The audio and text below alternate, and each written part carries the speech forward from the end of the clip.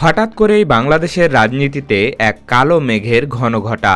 যে ছাত্র জনতার গণ অভ্যুত্থান দেশ জুড়ে এক অভূতপূর্ব ঐক্যের জোয়ার এনেছিল, যে রক্তক্ষয়ী লড়াইয়ে এক কাতারে দাঁড়িয়েছিল ছাত্র, শ্রমিক এবং আপামর জনতা, সেই ইস্পাত কঠিন ঐক্যের দেয়ালে কি তবে ফাটল ধরতে শুরু করেছে?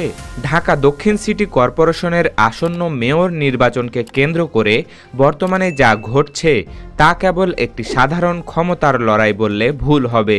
এটি এখন আর শুধু একটি মেয়র পদের লড়াই নয়, এটি হয়ে দাঁড়িয়েছে দেশের অন্যতম শক্তিশালী দুই রাজনৈতিক আদর্শের, অর্থাৎ শৃঙ্খলা এবং ক্যাডার ভিত্তিক দল জামায়াতে ইসলামী এবং গণ অভ্যুত্থানের গর্ভ থেকে জন্ম নেওয়া নবগঠিত জাতীয় নাগরিক পার্টি বা এনসিপির মধ্যে এক মরণপণ অস্তিত্বের লড়াই।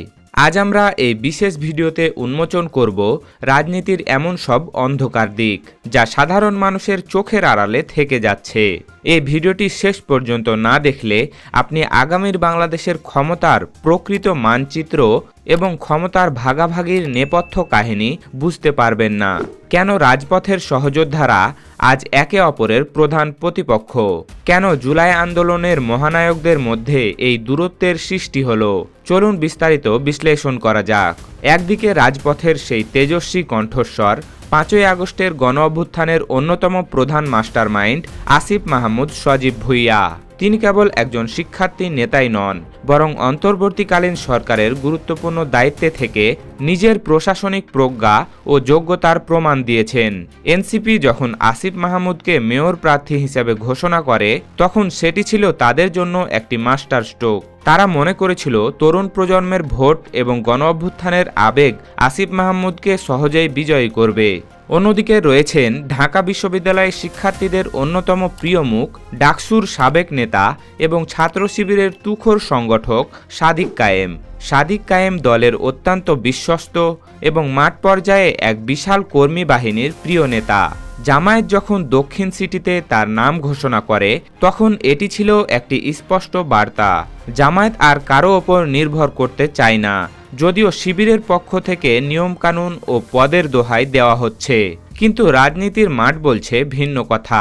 জামায়াত তাদের দীর্ঘদিনের সুপ্ত সাংগঠনিক শক্তিকেই এবার এককভাবে পরীক্ষার টেবিলে নামিয়ে দিয়েছে।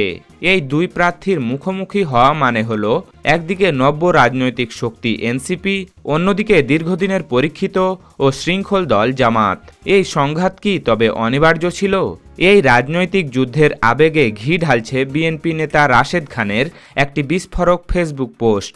তিনি মনে করিয়ে দিয়েছেন যে গত জাতীয় নির্বাচনের সময় আসিফ মাহমুদ ঢাকা 10 আসনটি ছেড়ে দেওয়ার জন্য জামায়াতের কাছে বিনীত অনুরোধ করেছিলেন। রাজনৈতিক সূত্রগুলো বলছে খোদ এনসিপির রাশেদ প্রধান, এমনকি ডক্টর মোহাম্মদ ইউনুস পর্যন্ত জামায়াতের আমিরের কাছে ব্যক্তিগতভাবে অনুরোধ করেছিলেন যেন আসিফ মাহমুদের জন্য পদটি মসৃণ করা হয়। কিন্তু জামায়াত প্রধান সেই অনুরোধ সরাসরি নাকচ করে দিয়েছিলেন। প্রশ্ন জাগে, কেন জামায়াত আসিফ মাহমুদের মতো একজন সম্ভাবনাময় তরুণ নেতার উত্থানকে নিজেদের ভবিষ্যতের জন্য হুমকি মনে করছে? রাশেদ খান তার পোস্টে সবচেয়ে ভয়ঙ্কর যে শব্দটি ব্যবহার করেছেন তা হল মুনাফিক। তিনি প্রশ্ন তুলেছেন, জোটের রাজনীতিতে এই বিশ্বাসের অমর্যাদা বা বিশ্বাসঘাতকতার পরিণাম কি হতে পারে? এনসিপি এখন জামায়াতকে কি চোখে দেখবে? যে ঐক্য গড়ে উঠেছিল 5ই আগস্টের চেতনার ভিত্তিতে, ক্ষমতার লড়াই সামনে আসতেই কি সেই চেতনা ধুলোয় মিশে যাচ্ছে? এনসিপি ভেবেছিল জামায়াত তাদের বড় ভাইয়ের মতো আগলে রাখবে, কিন্তু বাস্তবে দেখা যাচ্ছে জামাত প্রতিটি সুযোগ ব্যবহার করছে ছোট দলগুলোকে কোণঠাসা করার জন্য।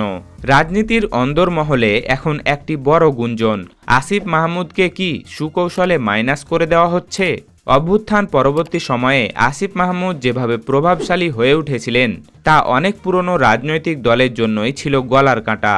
রাশেদ খানের স্ট্যাটাস বিশ্লেষণ করলে বোঝা যায় এক অদৃশ্য শক্তি চাইছে আসিফ মাহমুদ যেন কোনো শক্তিশালী প্ল্যাটফর্মে থিতু হতে না পারেন। প্রথমে তাকে ঢাকা 10 আসন থেকে বঞ্চিত করা, তারপর তাকে এনসিপির মতো একটি নতুন দলে ঠেলে দেওয়া এবং সবশেষে মেয়র নির্বাচনে তার প্রধান প্রতিপক্ষ হিসেবে জামায়াতের হেভিওয়েট প্রার্থী সাদিক কায়েমকে দাঁড় করিয়ে দেওয়া। এই সবই কি নিছক কাকতালীয়? বিশ্লেষকরা বলছেন জামায়াত আসলে একটি দীর্ঘমেয়াদী ব্লুপ্রিন্ট নিয়ে এগোচ্ছে। তারা চায় না ছাত্র আন্দোলনের কোনো একক নেতা আগামীতে তাদের চ্যালেঞ্জ করার মতো অবস্থানে থাকুক। সাদিক কায়েমকে প্রার্থী করার মাধ্যমে তারা আসিফ মাহমুদের জয়কে প্রায় অসম্ভব করে তুলতে চাইছে। কারণ জামায়াত ও এনসিপির ভোট ব্যাংক মূলত একই ঘরানার।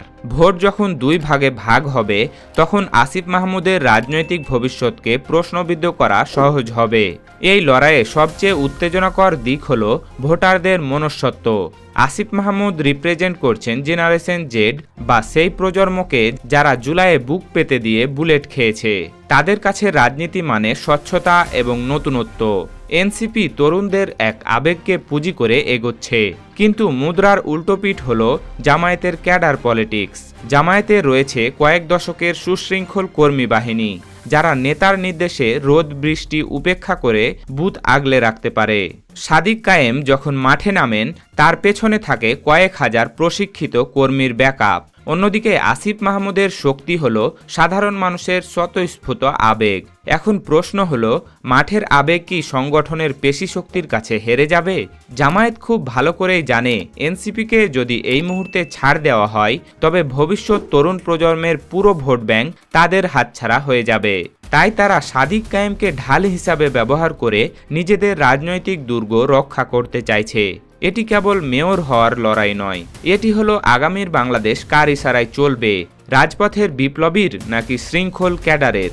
রাজনীতির সমীকরণে এক পক্ষ লাভবান হলে অন্য পক্ষ ক্ষতিগ্রস্ত হয়।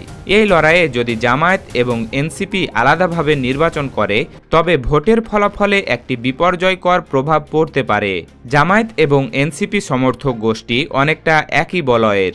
ইসলামপন্থী, জাতীয়তাবাদী এবং তরুণ ভোটাররা যদি দুই ভাগে বিভক্ত হয়ে যায় তবে এর সরাসরি সুবিধা নিতে পারে অন্য কোনো তৃতীয় শক্তি বা পুরনো আমলের কোনো প্রভাবশালী দল। এই দ্বন্দ্ব প্রমাণ করে যে সংস্কার বা নতুন বাংলাদেশের কথা বললেও দলগুলো নিজেদের মধ্যেই ঐক্য বজায় রাখতে ব্যর্থ। এটি সাধারণ জনগণের মধ্যে চরম হতাশা সৃষ্টি করতে পারে। প্রিয় দর্শক, ঢাকা দক্ষিণ সিটি কর্পোরেশনের এই লড়াই এখন আর শুধু মেয়র পদের ভোট নয়, এটি আদর্শের এবং আধিপত্যের এক মহাযুদ্ধ।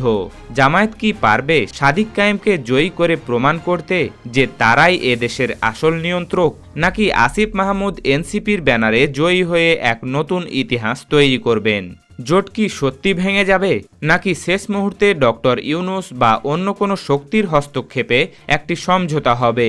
তবে একটি বিষয় নিশ্চিত, জামায়াত ও এনসিপির মধ্যকার এই ফাটল বাংলাদেশের রাজনীতিতে এক দীর্ঘস্থায়ী ক্ষত তৈরি করে দিয়ে গেল। রাজপথের বন্ধু আজ কেন ব্যালটের যুদ্ধে শত্রু? আপনার কি মনে হয়, জামায়াতের কি উচিত ছিল আসিফ মাহমুদকে সমর্থন দেওয়া, নাকি সাদিক কায়েমই বর্তমান সময়ের শ্রেষ্ঠ দাবিদার? ছাত্র আন্দোলনের ঐক্য কি ক্ষমতার লড়াইয়ে টিকে থাকতে পারবে? আপনার মূল্যবান মতামত আমাদের কমেন্ট বক্সে অবশ্যই জানান। ভিডিওটি ভালো লাগলে লাইক দিন এবং এই গুরুত্বপূর্ণ রাজনৈতিক বিশ্লেষণটি শেয়ার করুন।